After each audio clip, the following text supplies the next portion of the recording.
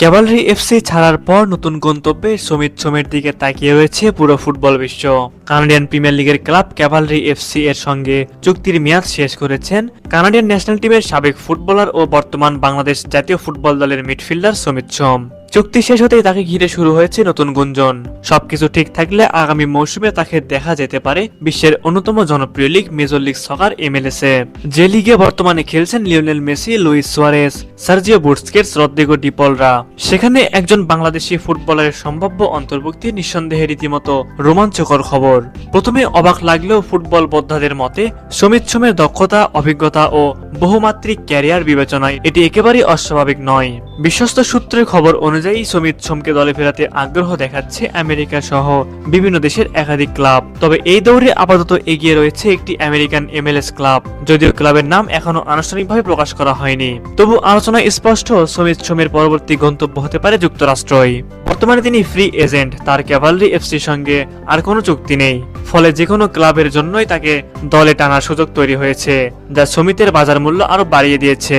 5 September 1997 সালে জন্মগ্রহণ করা সমিত সোম ফুটবল ক্যারিয়ারের শুরু থেকেই প্রতিভার স্বাক্ষর রেখে চলেছেন।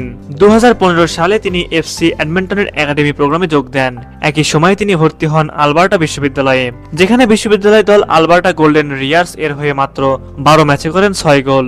তার দুর্দান্ত পারফরমেন্সের স্বীকৃতি হিসেবে তিনি অর্জন করেন CWUA rookie of the year পুরস্কার, যা তার ক্যারিয়ারের সবচেয়ে বড় অর্জনগুলোর মধ্যে একটি।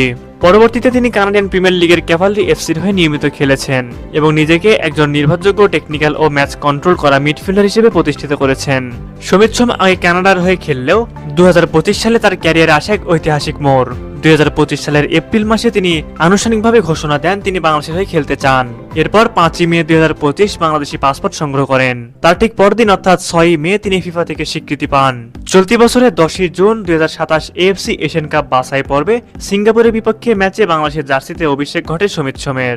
যদিও ম্যাচের ফলাফল হতাশাজনক ছিল, তবে সমিত সোমের উপস্থিতি ছিল দারুণ। সবকিছু ঠিক থাকলে শিগগিরই সমিত সোমের ভবিষ্যৎ নিয়ে আসতে পারে বড় ঘোষণা। যদি তিনি সত্যি MLS-এ পাড়ি জমান, তাহলে তা হবে বাংলাদেশের ফুটবলের জন্য এক ঐতিহাসিক মাইল ফলক। একই সাথে আন্তর্জাতিক অঙ্গনেও বাংলাদেশি ফুটবলারদের জন্য একটি নতুন দরজা। এখন শুধু সময়ের অপেক্ষা। বল পায়ে মাঠে নামার মতোই ক্যারিয়ারের এই গুরুত্বপূর্ণ মুহূর্তে সমিত সোম আবারও প্রমাণ করতে যাচ্ছেন স্বপ্ন দেখলে, পরিশ্রম করলে বাংলাদেশি হয়েও বিশ্বমঞ্চে জায়গা করে নেওয়া সম্ভব। সবকিছু ঠিক থাকলে এবার হয়তো আমরা সমিত সোমকে দেখতে পাবো মেজর লিগ সকারের ঝলমলে আলোয়। সুপ্রিয় ভিউয়ার্স, আপনাদের কাছে কি মনে হয় সমিত সোম পরবর্তী মৌসুম থেকে কোন ক্লাবে খেলবে? এই বিষয়ে আপনারা কি ভাবছেন তা আমাদের কমেন্ট করে জানাবেন।